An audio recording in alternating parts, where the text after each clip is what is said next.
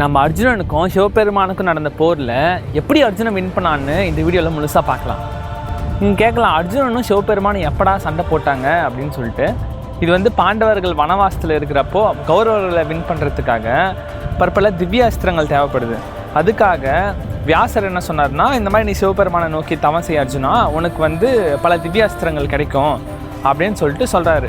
அதுக்காக அர்ஜுனனும் ஒரு பர்டிகுலர் பிளேஸுக்கு போயிட்டு அங்கே பம்ப் பண்ணிட்டுருக்கான். அவனோட தவ வலிமையால் அங்கே இருக்க முனிவர்கள்லாம் கூட பயப்படுறாங்க, என்ன இது இவ்வளோ நாள் ஆச்சு இப்படி பண்ணிட்டே இருக்கான் அப்படின்னு சொல்லிட்டு. அதுக்காக சரி இவனை சோதிக்கலான்னு சொல்லிட்டு சிவபெருமான் ஒரு வேடன் உருவத்துலேயும் பார்வதி அவங்களோட ஒய்ஃபாகவும் வராங்க. அதுக்கப்புறம் துரியோதனை அனுப்பின ஒரு அசுரன் ஒரு பன்னி வேடத்தில் வரான். அவன் வேகமாக இதை நோக்கி வர அர்ஜுனை கண்ணு ஓப்பன் பண்ணி அவனோட வில்லுலேருந்து ஒரு வில்லை விடுறான்.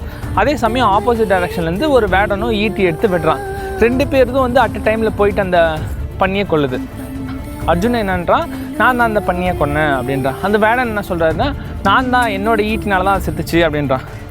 ஒரு நார்மலான ஒரு வேட்டைக்காரணி, நான் வந்து உலகிலே தலை சிறந்த வில்லால என்னை எதிர்த்து பேசுறியா, நான் தான் சாகடித்தேன் அப்படின்னு சொல்லிட்டு ரெண்டு பேருக்குள்ளே சண்டை வந்துடுது. இவர் என்ன பண்ணுறாரு, தன்னோட காண்டிபத்தை எடுத்து திவ்யாஸ்திரங்கள்லாம் பயன்படுத்த ஆரம்பிக்கிறாரு.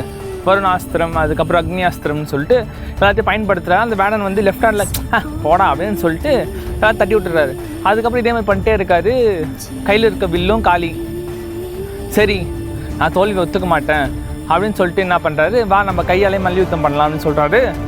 ஒரே அடியிலே அவர் சாச்சிடுறாரு. அதுக்கப்புறம் எனக்கு புரியுது, எப்படி ஒரு சாதாரண வேடனால் வந்து என்னோடய வில்ல திவ்யாஸ்திரங்களையும் இது பண்ணிவிட்டு என்ன தோக்கடிக்க முடியும் அப்படின்னு சொல்லிட்டு யோசிக்கிறாரு. உடனே என்ன பண்ணுறாரு, பக்கத்தில் இருந்த மண்ணெல்லாம் எடுத்து ஒரு சிவலிங்கம் இது பண்ணி பக்கத்தில் இருந்த பூவெல்லாம் வந்து அங்கே வைக்கிறாரு. பார்த்தா அந்த பூவெல்லாம் அந்த வேடனோட தலைக்கு போகுது.